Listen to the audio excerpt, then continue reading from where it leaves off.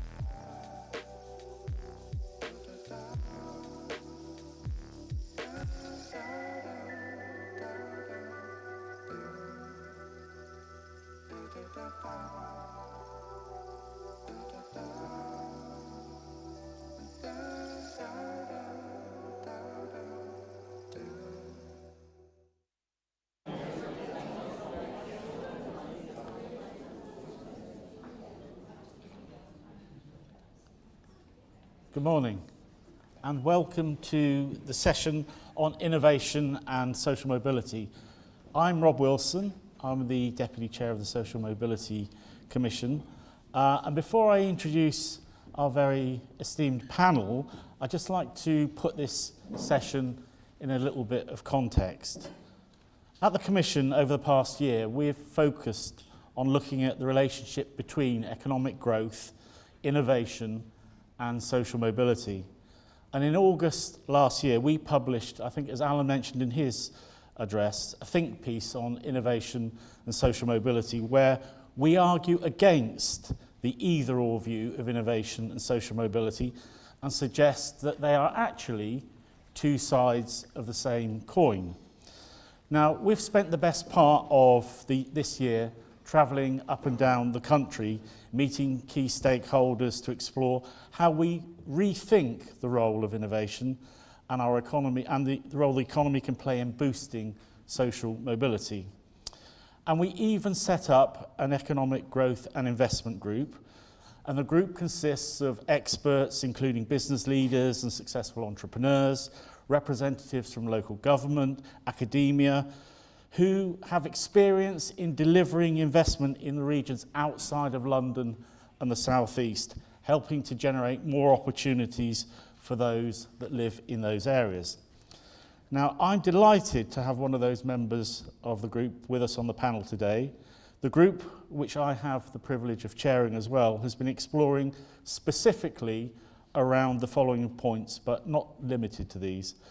So they are, what are the critical conditions that businesses look for when deciding where in the UK to invest?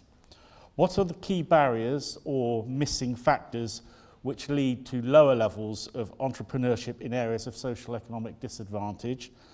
And what are some of the examples of successful entrepreneurship and business growth in such areas? And what drove and incentivized them? So that group will have a full report and recommendations coming out very shortly.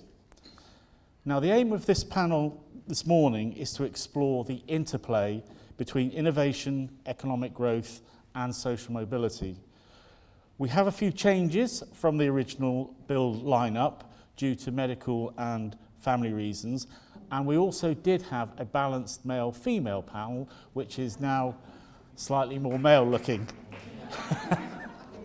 But we can't be held responsible for that. So we are very grateful to the panel for coming. We have a stellar cast all the same. So let me introduce them. Firstly, I'm delighted to welcome entrepreneur, philanthropist and investor David Richards, MBE, co-founder and managing partner of Yorkshire AI Labs, a venture capital firm based in Sheffield. David started his career as a software engineer and has 25 years of executive experience in both the US and the UK, and is also a proud supporter of British technology. He is also a key member of the Social Mobility Commission's Economic and Growth and Investment Group. Next, and sitting on my immediate left, we have Professor Nazrul Islam, who is a senior academic specialising in technology, innovation and digital transformation. Thank goodness he is. He is currently Professor of Business and Associate Director at the University of East London's Centre of FinTech. His research on digitalisation and business resilience has influenced policy at the highest levels, including President Biden's 2024 economic report, and he is known for advancing inclusive innovation in business and academia. And then we also welcome Dr. Richard Smith, who is Head of Insight and Intelligence at the West Midlands Combined Authority. He leads a director on employment, skills, health and communities that harness data and evidence to inform both strategic and operational decisions, ultimately aiming to improve outcomes for citizens. And finally, we are delighted to be joined by Andrew Finlayson, Accenture UK's Regional Director for the Northwest. Andrew has held leading roles as Innovation Champion, Programme Director, Experience Architect and Subject Matter Advisor in large-scale or complex digital and innovation programmes relating to engaging human experiences. So firstly, thank you to all the panellists for your contributions that are going to come shortly today. So with that, we'll turn to the first question. And if I can start with you, Professor Islam. As I mentioned, last summer, the Social Mobility Commission published a think piece highlighting the link between innovation, economic growth, and upward social mobility. In your view, why is it important to talk about the relationship between these three things? Thank you, Rob. Thank you for inviting me. I'm delighted to be here, including with the Social Mobility Commission program here. So it is interesting actually what you are saying, that innovation, economic growth, and social mobility, they're inseparable. And it has a deeper connections, interconnections. How? I just need to share some of my experience regarding that uplifting, upwarding social mobility. So innovation actually drives economic growth, right?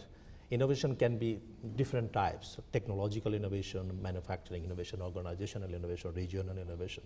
So what we are talking about here today, mostly regional innovation, right? But I wanted to emphasize that innovation, although innovation drives economic growth, but unless we make it inclusive, it cannot be a full potential, full value we can get or gain from the innovation. So what we need to do, we need to put social mobility in the heart of innovation strategy for any kind of nations, any economic region, I would say. From my experience, because I work on this innovation system for the last 20 years, because including my PhD on innovation system. So I look at the different actors, how stakeholders are engaged in innovation, functioning innovation systems, right? So if we talk about social mobility, right? So we often think about that education, family background, like that kind of things. But if we can talk about how can we enhance that less advantaged regions to uplift social mobility into the part of innovation. So that cannot happen, not happening in the UK, because we are taking the innovation clusters mostly in Cambridge, Oxford, in London based. But if you think about, if you can go coastal areas like some other areas, something less advantageous, you cannot see anything innovative culture or innovation culture there. So from my experience, I visited, after my research has been cited, President Joe Biden's White House, they cited my research, where I showed how skills theory enhanced the skill development of social mobility, particularly on how workers, mid-career workers, and workplace artificial intelligence can coexist rather than displacing them, replacing them. And that research piece has been cited more than 10,000 within a month. And that's why White House, their economic report, they included that part in their economic report. And I got an email from that. After that, I have been invited to give a talk in Vietnam recently, in China, and in North America. I just come last month. I'm just sharing some of my experiences. Right, in China, what I am seeing, the local council is very powerful. They're making decisions, they're investing in local regions to uplifting social mobility. Because what I see, that most of the funding decision comes from local councils into how they empowering the local economy, local innovations culture. That is interesting thing in China. When I was in Vietnam and gave a talk in Vietnam Open University, Ho Chi Minh City, they also have similar kind of thing, but different angle. I don't want to explain because it's a long process there. And in my view, from the UK perspective, what it is essential that I understand that you have the paper published in last month, right? But from my perspective, based on my research, UK economy, if we want to flourish further for the next 10 years to 20 years, the local councils has to be more powerful because they can play a great role. For example, rather than the funding, investment is necessary for the economic growth, for innovation, right? So if you want to talk about the social mobility, then we must decentralize that funding from the central government to the local councils, so that local councils can find the talent and the people who are entrepreneurs mindset there, and we can find that and then encourage them and give some some funding to come up with new ideas. And also local universities can play a role. For example, to connect the local SMEs So I'm not saying that some of the SMEs, they are declining their businesses, right? How can we uplift them? How can we come up to transform in the current age of AI, transform digital transformations to cope with the local businesses? So local council can play a great role to flourish and to give some funding or incentives to be upskilling, reskilling, something, this kind of activity, so that they can adjust their business into the digital transformation age. Powerful local councils is a view that I've heard before, but how do you get the infrastructure into those councils to make them able to operate in the way that you're talking about? They've been hollowed out over the last 20 years. What would need to happen for that to really come about? So from if you can think about that Asian countries like China, Singapore, South Korea, Japan. I also have lived in Japan for 7 years. I'm now a visiting professor to China. So from my experience of living those countries and how the economy running to fairly distributed the funding and money, rather than inclusively investing money in the cluster like Cambridge, Oxford, London-based, city-based. So rather than that way, if you can empower local councils to get the funding them, and they have a team like Regional Innovation Hub. So every council is to have Regional Innovation Hub. You can create them, and funding them, they can monitor, they can find it out that how local business can be uplifting their businesses into the coping with the digital businesses. For example, at the moment, mid-career workers, they don't have any skills, for example, to adjust in the AI age or digital transformation age. So you can flourish them to bring them, for example, universities can play a role to invite them out to give apprenticeship and some other training program to gain access into how they can be smarter enough to cope with these businesses. Great, thank you very much for that. David, can I ask you, because social mobility, we often discuss it, we refer often to the barriers that people face, but shifting the focus, which is really where your expertise comes in, to employers and firms, what are the barriers that you feel really restrict new entrants into the market, and how can we get more investment into the regions outside of the southeast? Yeah, thanks, Rob. A pleasure to be here, and I have to say I've really enjoyed working with you on the Social Mobility Commission Investment Group. I think that I'm really looking forward to that paper being published. I think there's some good ideas in there. In short, the answer is capital. At the very highest level, my thesis would be that we do not have an innovation issue in the UK. We have an investment issue, and the numbers are striking, actually. So we're pretty good in the UK nationally at funding companies at the seed, sort of Series A, early stages of the business. But when that business needs to scale and they need significant capital, they need checks, 50 to 100 million plus, we have a chronic lack of investment appetite in the UK to do that. So the question then would be, okay, do we have a lack of capital in the UK? The answer is no. And bizarrely, we have about £3.2 trillion in UK pension funds. Amazingly, only 4.4% of that is invested in UK equity, which means that 95% plus is invested overseas, the majority of which is in the United States. The United States does not have an issue with growth capital. So when we ask ourselves, why do our really great companies like DeepMind, for example, get acquired for a pittance by Google? Because we're writing checks to allow those US companies to buy our assets at a huge discount to its real potential value. So this problem has to be fixed. For perspective, if we carved out and forced a carve out of 10%, 300 billion, you could do a lot with 300 billion for this economy, for the regions in this area. So, and I hope, I'm in Lancashire here, I did come over the Pennines today, and I do run a fund called Yorkshire AI Labs. Apologies to everybody in the room, but we do invest in the north of England. It isn't just exclusively in Yorkshire. I spent 25 years living and investing in and running companies in Silicon Valley.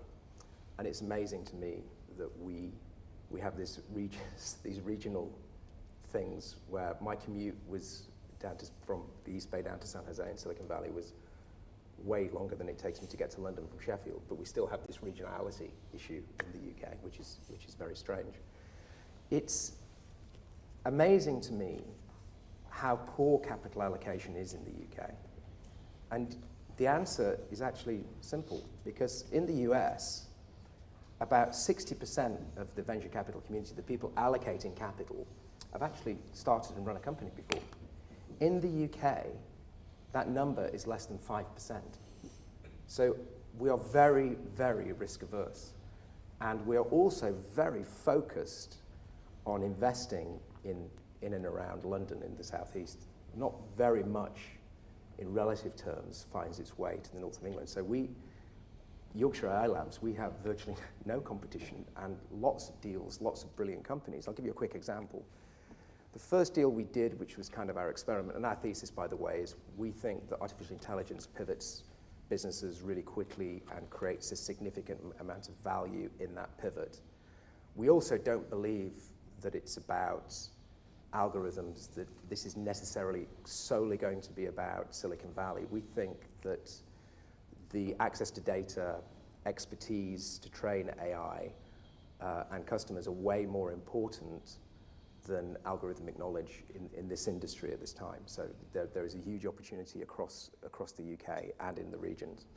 So we found a company that was in Dinnington, which was actually their offices are on the old Dinnington Main colliery, so it's where the coal mine used to be, subsequently closed. They were 25 people analyzing data from 5 of the world's top 10 FMCG companies like Archer Daniels, Muller, etc. Within 12 months of receiving growth capital from London, from investment banks in London, with our help, we took them public in less than 12 months. That business is now flying, and all it needed actually was a little bit of expertise and capital. And there are lots of those companies in our region, lots of them. But capital allocation is the issue. And by the way, what that company are doing, they're working with Muller, who make 50% of the UK's milk supply. They've increased productivity by about 10%, which increases milk supply by about 5% throughout the UK without more people, factories, or power. So they're doing important things. Just explain to people who may not understand how you would carve out and apportion 300 billion of pension funds. Well, you mandate it. What you do is you would create a fund that was designed specifically to invest in UK equities. And that includes small cap equity, because what happens is, just to be a little bit provocative, and if there are pension fund managers in the room, I do apologize, but they're basically lazy, because what they do is they're just following US investors, right? Smart US investors who are doing a lot of research and investing in, is Google going to be successful? Yeah. I mean, so they just invest there. What they don't want to do is the work necessary to invest in small cap UK equities. So the AIM market, the FTSE is on its knees. And we have capital. It's just not being allocated properly. So what do? You carve it out and you create a fund with expertise in small cap, mid cap investment in UK equities, specifically designed to do that. You could do it tomorrow. Great, thanks, Dave. Can we move on to Richard and let's pivot back to people a bit now, because how can we ensure that swathes of the population aren't left behind when, as innovation occurs across all the different sectors? And who has the most significant role to play in this? Is it the education sector? Is it employers? What do you think? Thanks, Rob, and thanks very much for inviting me to be on the panel. So I think the first point here for me is that, and I think we would all agree on this, that actually large parts of the population are indeed being left behind. And if I look at this from a West Midlands perspective, we have In Birmingham alone, a third of children in child poverty, 43% of the population of Birmingham is in the top 10% of all deprived people across the country.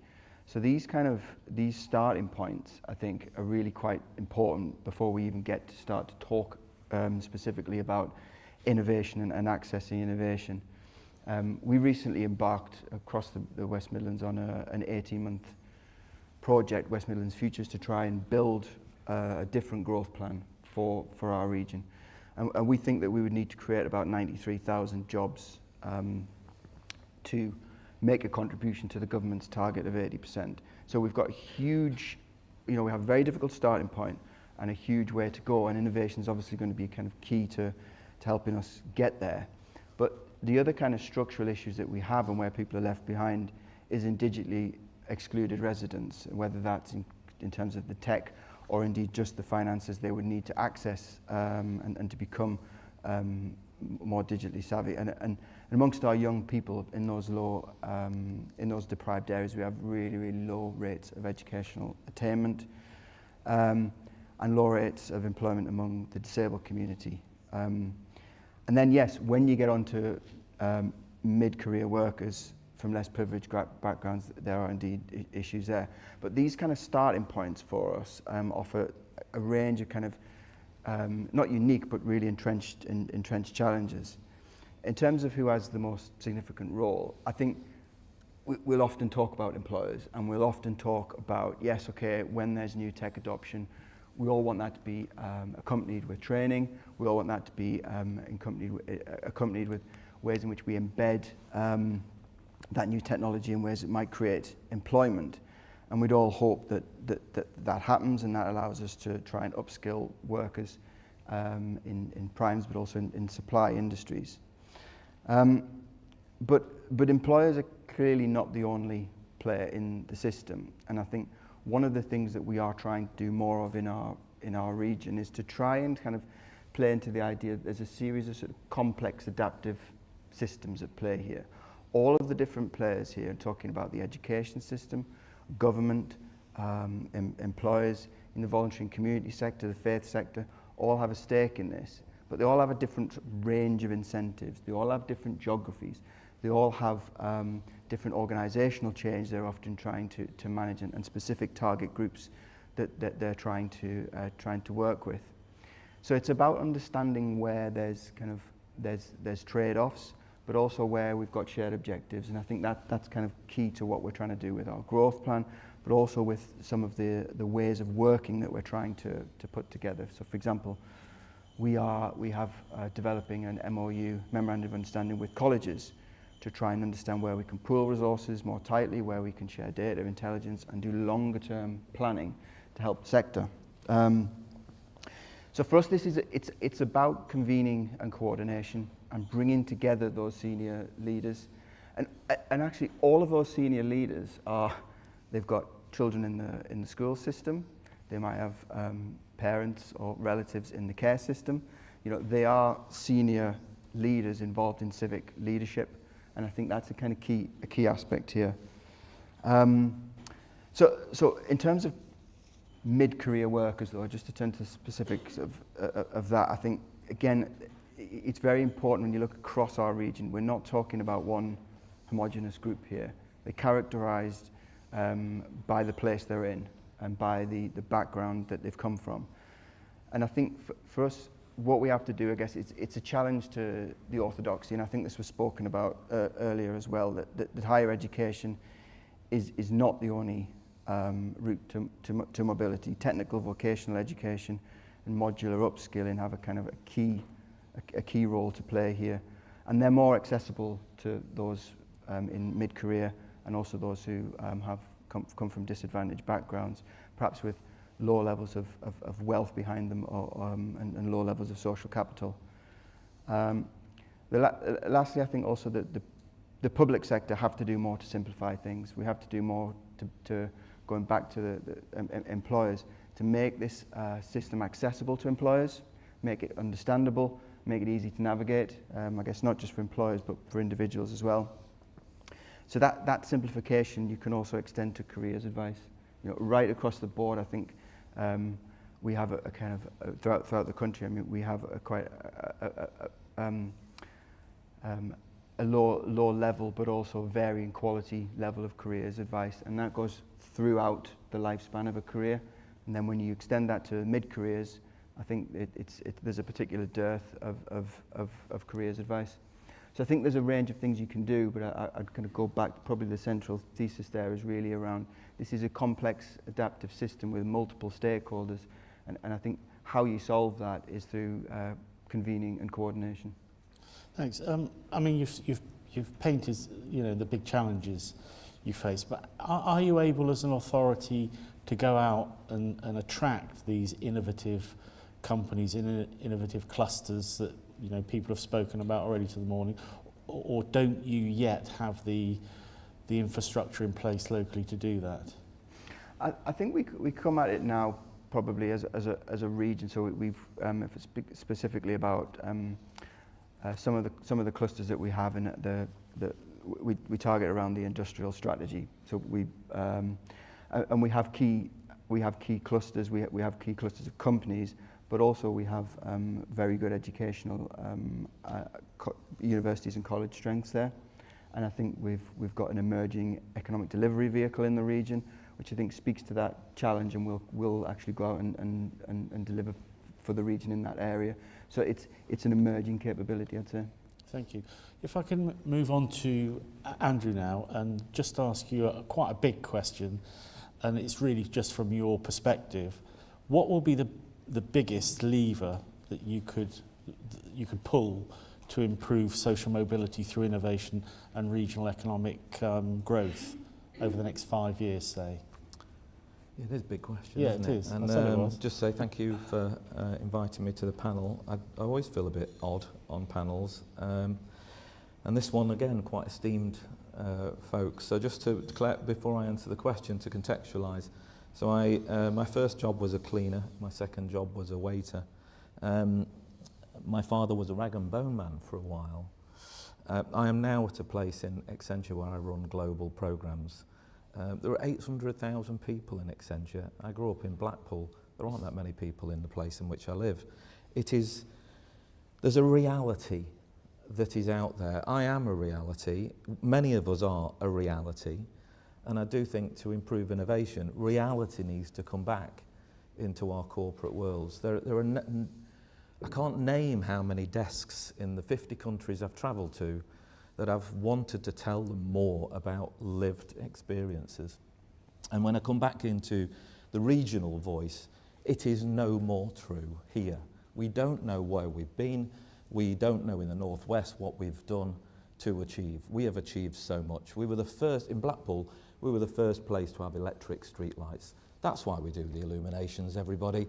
We're celebrating innovation every single year.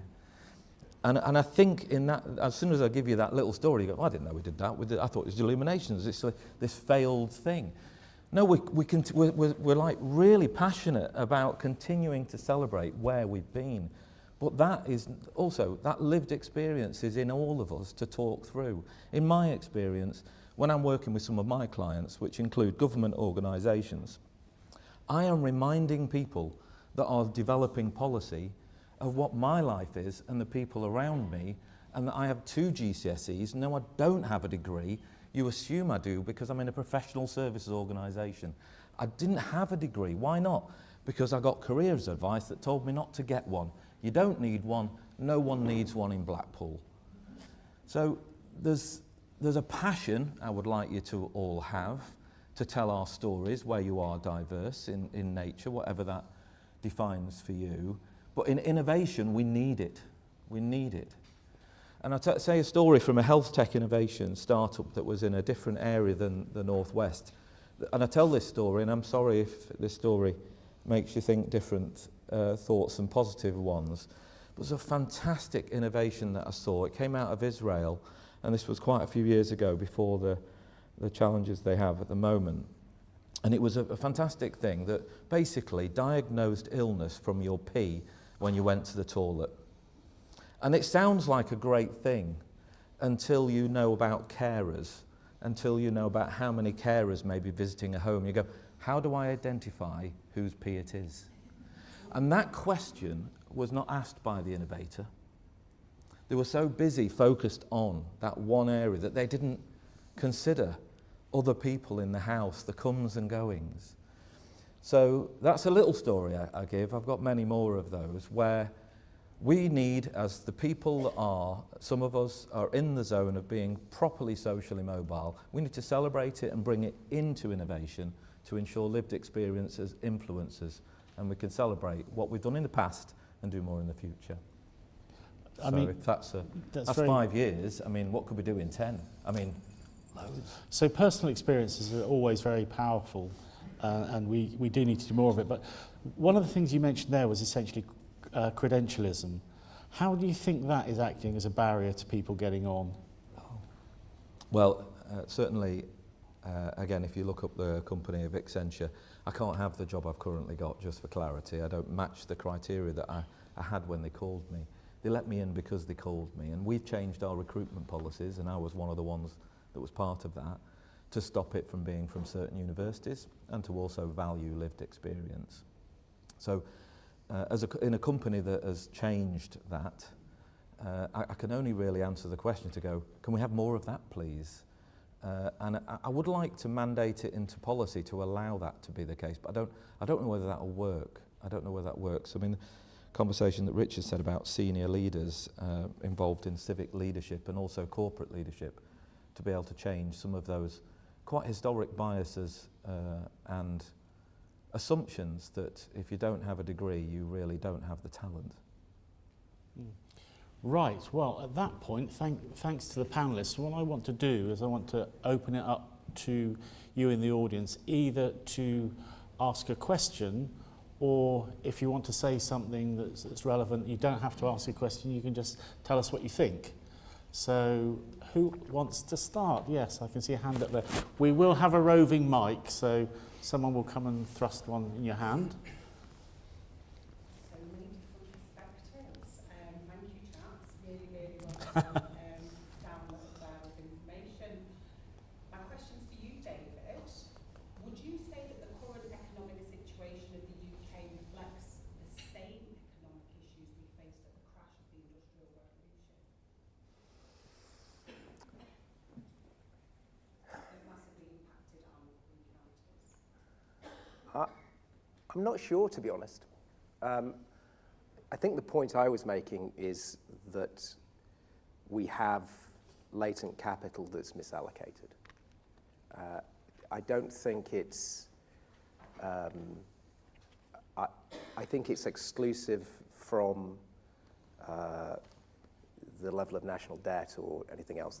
This is, I mean, the UK government pension fund only invests 1.7% of it in UK companies. The rest of it's going overseas. So that problem, that's the simplest thing for us to fix.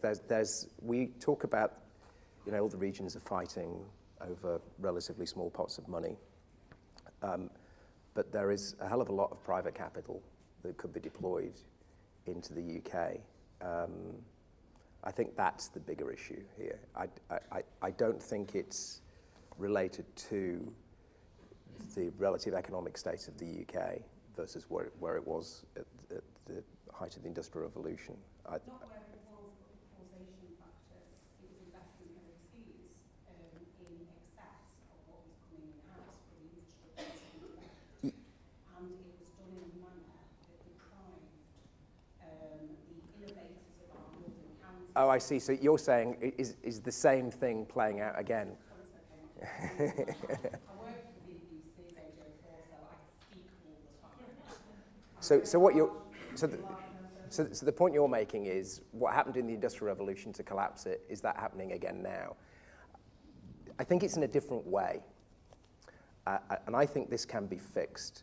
Now, the Mansion House Accord is a move in the right direction, but it's not happening quick enough for my liking. I think this is, if the pension fund managers are not prepared to do it, which they could, then somebody needs to bloody well tell them that they need to.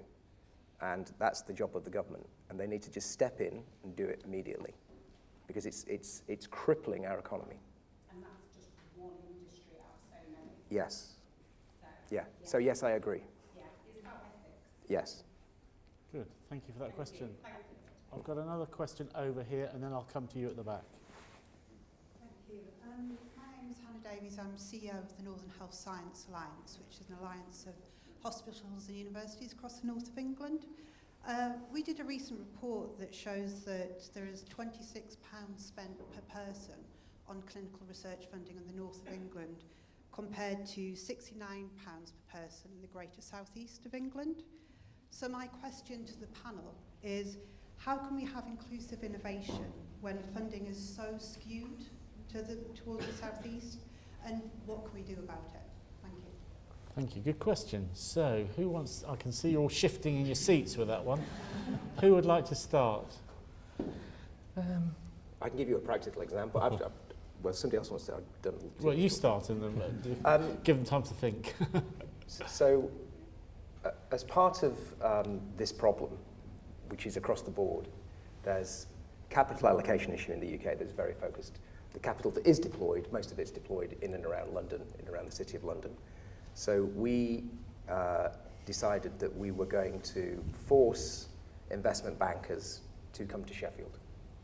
That there was no point telling companies to go to London. We dragged them up en masse to Sheffield, and we took them on a tour around the Advanced Manufacturing Research Centre, around some of the brilliant companies that are like AGIC and Exciting Instruments and others that are spin-outs from the University of Sheffield.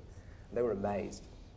So there is an information gap that is quite stark, because the allocators of capital sit in London. They do not simply get out of the region. They do not get out to the regions. And the way that you fix it is you force them to get out to the regions. Now, there are no investment bankers in Sheffield. I think there are a couple in Manchester, but there were none. So on the back of that, we worked with Oberon, who have just created a 100 million EIS fund specifically to invest in and around the South Yorkshire region. That was pretty easy to do, because there is so much opportunity. And you just have, that's the statistic you highlighted was a lack of investment. And the source of capital needs to come to your region, is the answer. And that was UK public investment, so we found that government investment was actually less than private investment, so the government was investing proportionally less, despite the worst health in the north of England and the excellent university and trust to do research. I think it all amounts to the same thing, that they're roughly the same people. Does anyone else want to chip in on that before we... All of you, right. 1 minute each, so we'll start at this end. Professor Islam. Passionate topic. It's good. Okay, so what I'm saying that our experience working with Advanced Manufacturing Centre when I was in Cardiff back to 2008, and that was a collaboration but engineering school and business school, and how can I uplift the local businesses in that Wales region. So from my experience, because I used to live in Japan and China and now New York and then the UK, so what I would say that it requires a decentralization of investment fund, not only from private but also public as well, as I wanted to see that the local or regional innovation plays a great role in uplifting social mobility across in the UK, United Kingdom. So that is the key for the next 10 years to survive in that competition in digital transformation stage. As you see that a lot of emerging technologies come up and that they're knocking the doors, like artificial intelligence is everywhere, and the next decade is the age of artificial intelligence. So rather than replacing the workers, so how can it coexist with the workers and workplace AI? And that is essential to decentralization of investments across the United Kingdom rather than sitting in the London. Just very quickly, Andrew and David. So, Andrew first, all right. So just from my side, there's two things that you mentioned there. One is research generally, and I think innovation generally, but on the clinical one, if I just put a few words on that. So clinical trial recruitment is a challenge actually for some of the companies that are trying to get the investment elsewhere. Mainly, and I found in my world, due to vaccine hesitancy, health literacy, and other challenges. So it's just harder to recruit. So I think there's a whole angle on some of the investment in some of the industries that have got the money to invest that actually relates to us helping our own citizens get more engaged in health and other topics. So I think there's an area of I've seen and I've worked around the world on clinical trial and clinical studies, and there's an area of money, a lot of money available to come if we can create the right conditions. So you're in the right sector to do more. I'd love to talk to you after this to do on that. I think other people can answer more generally. I have got responses on that, but I just wanted to be focused on clinical trial. David? So my take on this would be from a kind of devolution perspective, and the discussions that we have with government around powers, responsibilities, and to a lesser extent the overall envelope of funding. And I think where this seems to work best and where there's an appetite in government is where we can kind of de-risk investment and show them that out in the regions that we have both the capacity, the partnership, and that it's not a risky investment, and that you can get more for the public pound by devolving it with greater freedoms and flexibilities around it in terms of trying to deliver on shared outcomes.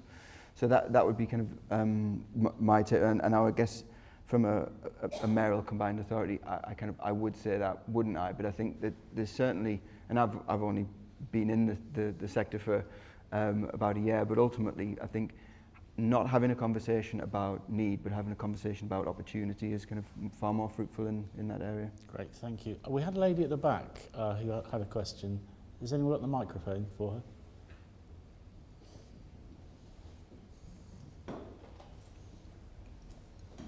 Hi, I'm Sarah Chick from Phyllis Park Educational Trust, and we run social mobility kind of educational programs in schools for teenagers. And my question, so initially is for you, Andrew, but perhaps others, just because you detailed your background, but you've suggested your social mobility personified, so to speak. So what was it that set you apart or facilitated you to enable you to reach the point that you've reached now? So initially, desperation. And then I think following that, the realisation that the attitude and mindset of desperation can be very useful in a corporate world. And as I talk in that way, clearly I'm still traumatised, going a little bit emotional on that. Look, there was no jobs, so in certain areas. So what could I do to get the job? Well, I needed to retrain to get the job that was available. I needed to get there, and I needed to do training at nights, weekends. I needed to learn faster than anybody else, otherwise I didn't have it. It creates a mindset, I think, when you are desperate. So what have I done? I don't know. I've become less desperate, fortunately. I've managed to earn enough money so I'm not thinking about where my food's coming from, but I'm thinking about maybe where my next career jump will go. I didn't really know what wealth was or a career until probably my late 30s. So, yeah, that's the best thing I can do to answer that, honestly. Was there anything that facilitated you being able to make those steps? Yeah, my father, who was a rag and bone man, said, never swear. And I know that it does sound a bit odd, that, doesn't it, as a piece of life advice. But if you can work in hospitality and never swear, you get given the top tables versus the other tables. You're allowed out to meet people versus you're not allowed to do anything like that. So I was allowed to meet people, and that allowed me to then get to my next level. And I found that, honestly, being passionate and never swearing has been very, very good to me over the time. That's a very simple tip. Sorry, I'm giving life tips here. Never swear, everybody. Don't swear online. Try to reduce it. And if you know people that are swearing a lot, try and stop it, because it's preventing them potentially from getting an opportunity that they may otherwise have. And there's nothing wrong with a bit of profanity if you're very angry, but in your own space. Do not advertise it to the public. Do you think there's something in there about values and the values of your father that transferred to you in the sort of advice he gave you? Or would you say that was just a one-off piece of advice? There is, and obviously we're on a panel talk here, so not necessarily going through the full life story, but definitely is what I would say. And there is an amount of psychological safety that comes from some basic lessons and life lessons. And I'm very, very fortunate. I did have both parents, and not everybody does do that. Not everyone has the influences of a good value system. So definitely is the answer. I think, though, that for the people that don't have that, and I try and do this now, I try and introduce values into my work. I try and listen to people's stories to understand where they came from in order to give them tips that can work with those values. But yeah, the no swearing is essentially be civil, isn't it? It is. If we look at it in its broadest sense, again, but the tip was no swearing, I mean, that was actually the tip, but the rest was be civil. Anybody else want to add anything to that? No? Okay, there's a question here in the front.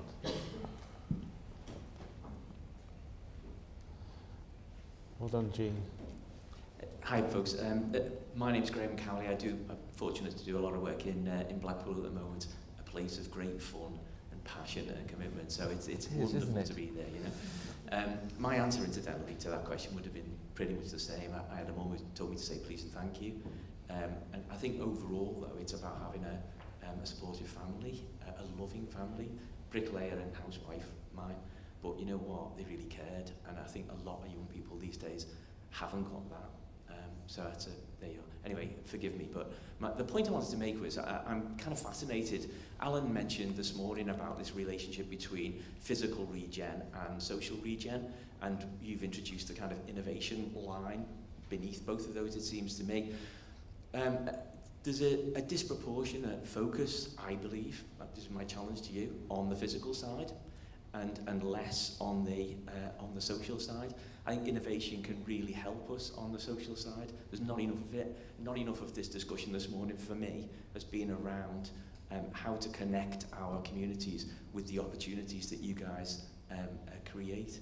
So engineering, I'm a civil engineer, I can say it with some authority that it's easy to build stuff.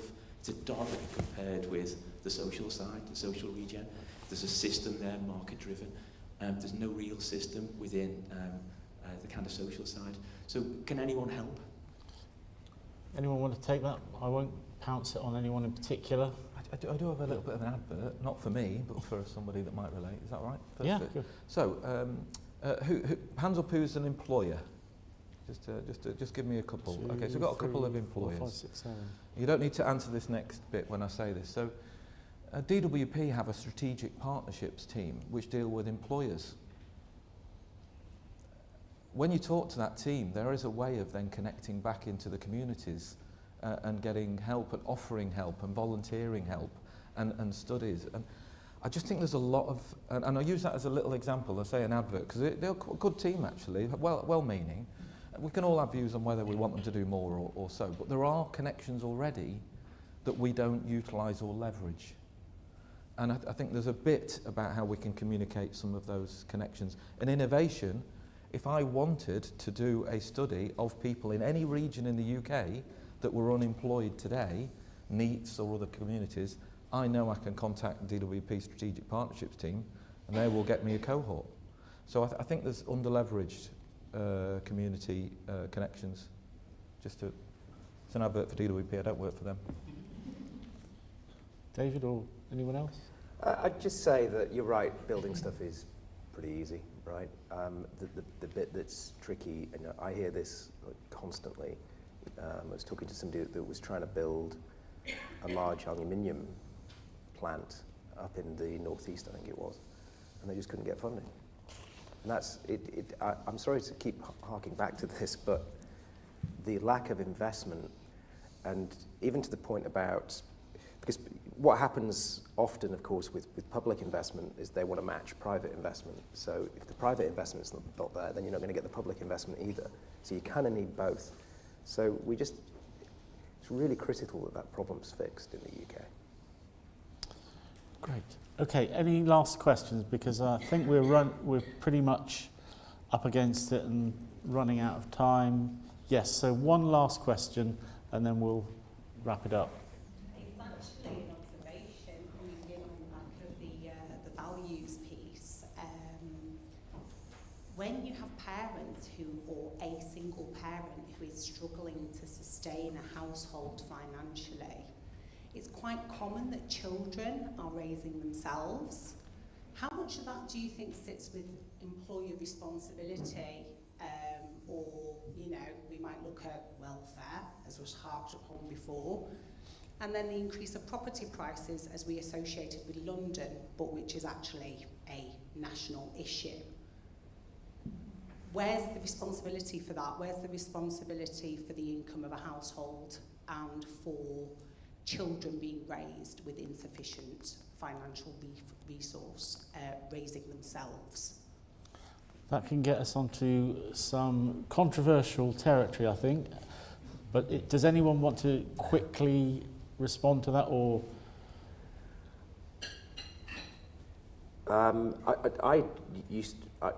So when I returned to the UK, having lived in San Francisco for 23 years, I didn't know. I just thought, I didn't know that poverty existed, to be honest with you. I'm just being honest. And then I got a phone call from our local newspaper, the Sheffield Star, and the editor said, you've got to do something because there are a massive percentage of our community can't go to school during the pandemic. And my wife and I had to do something. And I was shocked. There was something, I can't remember the exact numbers, it was like 500,000 children that couldn't continue schooling because they didn't have access to a laptop. And it's everybody's job. It was my job as an employer to use our skills and capital to help do something about that. So I think it does lie. I think social responsibility is absolutely critical. I think every organisation should have social responsibility, or I do now. It wasn't until I actually saw that problem. And I suspect that if a lot of employers saw what I saw back then, you know, I remember one story, which was a woman who was bringing up 2 children alone, and she was a cleaner in an old people's home, so she was on the front line. Now, she could have got roughly the same or slightly more if she was on benefits, but she didn't want to be on benefits, right? So, and her kids were doing A-levels and GCSEs, and they were trying to do it on her phone in the evening. And that's just not on. And we have to, you know, it's everybody's responsibility. And as an employer, I felt it was my responsibility. Great. I think I'm going to have to wrap things up there, but I think you'll agree that the panel have given us some great insights into innovation, social mobility, how they connect up, and also some great personal reflections on things that have happened to them in their own personal lives. So could you all join me in giving them a big round of applause?